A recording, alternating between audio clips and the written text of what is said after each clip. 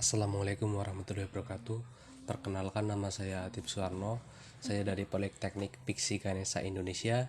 Di sini saya akan mempresentasikan hasil kerja kelompok kami tentang transmisi manual. Yang pertama yaitu fungsi dari transmisi tersebut. Yang pertama merubah momen, yang kedua merubah kecepatan kendaraan, yang ketiga memungkinkan kendaraan bergerak mundur, yang keempat memungkinkan kendaraan diam saat mesin hidup atau posisi netral. Bisa kita lihat komponen dari transmisi manual di gambar itu. Yang selanjutnya fungsi dari synchromess atau synchronizing. Keterangan pada gambar pertama, roda gigi synchromess atau clutch hub meneruskan tenaga putar dari kopling geser ke poros output. Yang kedua, pengunci synchromess atau synchronizer key mencegah penggantian sebelum putaran sama. Yang ketiga, roda gigi tingkat kecepatan berfungsi meneruskan tenaga putar dari gigi tingkat ke kopling geser. Yang keempat, gigi penghubung berfungsi tempat terhubung kopling geser. Yang kelima, konis pengereman berfungsi sebagai bidang gesek pengerem. Yang keenam, cincin synchromess atau synchronizing berfungsi menyesuaikan putaran unit synchromess dengan roda tingkat. Yang selanjutnya, yang ketujuh, pegas pengunci atau synchronizer spring memegang pengunci dengan roda gigi synchromess. Yang kedelapan, kopling geser atau hub slip berfungsi menghubungkan roda gigi synchromess dengan roda gigi tingkat. Komponen dan fungsi pada transmisi manual. Transmission input shaft atau poros input transmisi, yaitu komponen yang menerima momen output dari unit kopling. Transmission gear atau roda gigi transmisi, yaitu berfungsi untuk mengubah input dari mesin menjadi output gaya torsi yang meninggalkan transmisi sesuai dengan kebutuhan kendaraan. Synchronizer atau synchromess atau gigi penyesuaian adalah perlengkapan yang memungkinkan pemindahan kecepatan pada kondisi putaran yang tinggi. Gear shift lever, gear atau tuas pemindah persneling, dan shift fork atau garpu pemindah adalah komponen yang berfungsi untuk mengoperasikan transmisi oleh pengemudi. Output shaft atau poros output adalah berfungsi untuk menyalurkan output shaft atau poros output berfungsi untuk menyalurkan momen atau tenaga yang sudah diolah melalui proses reduksi ke komponen sistem pemindah tenaga selanjutnya. Counter gear berfungsi untuk meneruskan putaran dari input shaft ke gigi percepatan. Transmission chassis atau bak transmisi berfungsi sebagai dudukan bearing transmisi dan poros-poros serta sebagai wadah oli atau minyak transmisi. Hub slip berfungsi untuk mengunci synchromess dengan gigi percepatan sehingga memungkinkan output shaft bisa berputar dan berhenti. Receiver gear berfungsi sebagai gear perubah arah putaran output shaft sehingga memungkinkan kendaraan bisa bergerak mundur. Main gear berfungsi sebagai bantalan output shaft. Extension housing berfungsi sebagai penutup output shaft sekaligus dudukan tongkat persneling.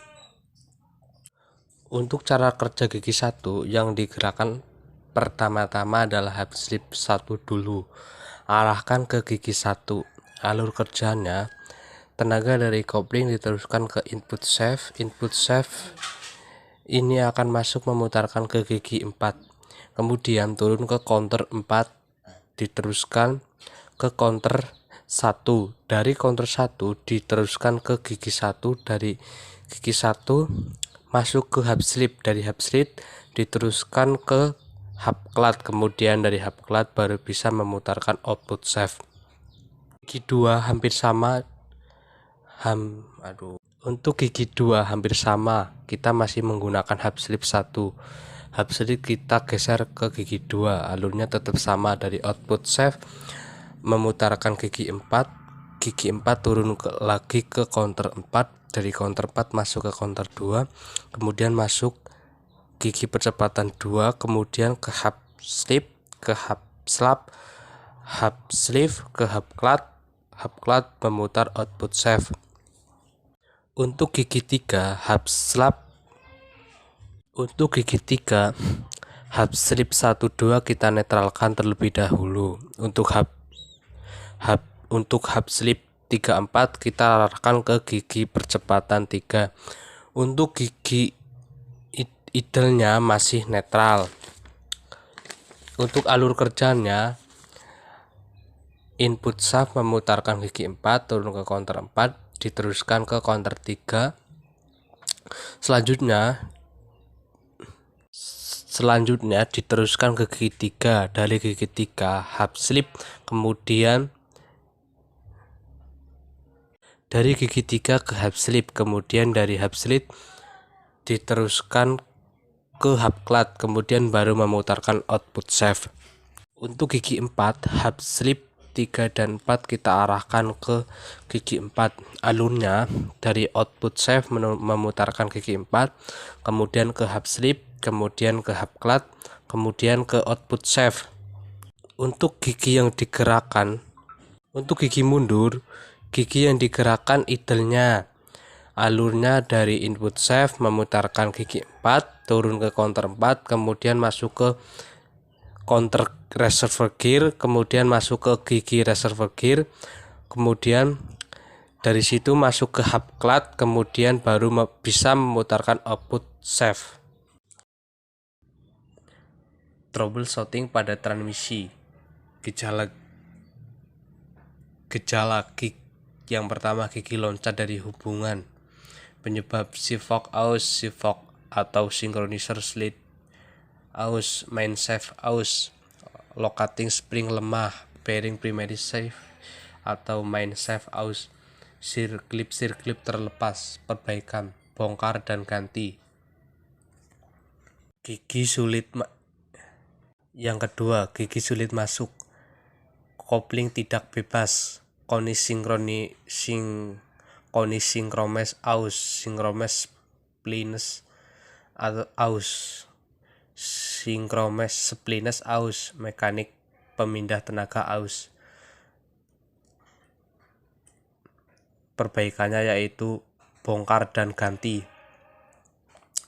Yang ketiga, suara berisik yang tidak normal, jumlah pelumas kurang, end play counter shaft gear, end play reservoir idle gear, end play pinion shaft, keausan roda pada gigi transmisi.